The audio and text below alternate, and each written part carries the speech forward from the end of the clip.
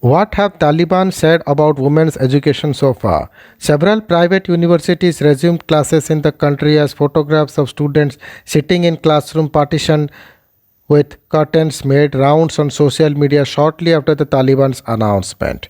Ever since the Taliban took over Afghanistan, the plight of women in the country has been the focus of discussion around the world. During its previous government, the Taliban had banned girls from schools and educational institutions.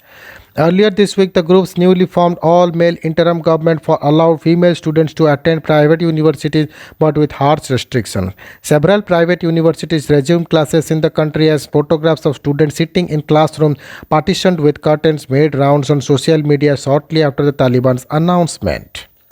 What have the Taliban said? The all-male interim government laid out a set of policies at a news conference by stating rules to be followed by female students. The women would be expected to follow a strict dress code as accepted by Taliban's interpretation of Islam and wear a hijab while attending classes segregated from the male students.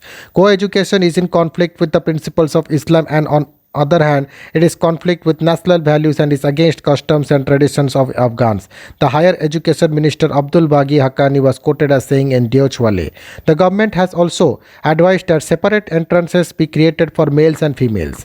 Universities should either set up different time schedules or ensure that there is partition in the middle of the classroom for segregation of both the genders. Earlier in August, a Taliban representative had said virtuous female lecturers would be allowed to teach only female students but not the male ones, while banning co-education in Herat province. According empty classrooms and non-feasibility. According to a report by Wall Street Journal, when Kabul's Khali University reopened, only 21 female students showed up to attend classes. The private university once had 2,400 students, of which 60% were women.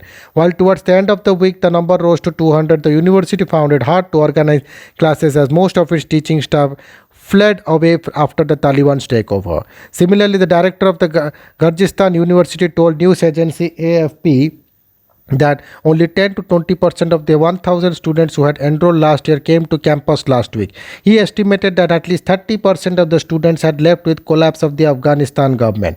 A Guardian report cites a student in the Kandahar whose university informed her that it could teach male and female students separately. Meanwhile, a professor at Herat University pointed out another shortcoming of the policy, stating that for some subjects, several female students had enrolled but they did not have a female professor to teach them. He noted that several women had already dropped out of courses.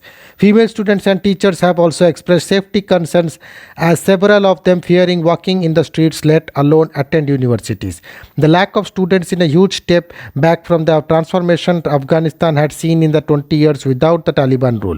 According to UNESCO's report, female literacy rate almost doubled from 17 to 30% since 2001. Progress on female enrollment was particularly striking. The number of girls in primary school increased from almost zero in 2001 to 2.5 million in 2018. In 2021, 4 out of 10 students primary education are girls, a press release by the UNESCO states. Thank you.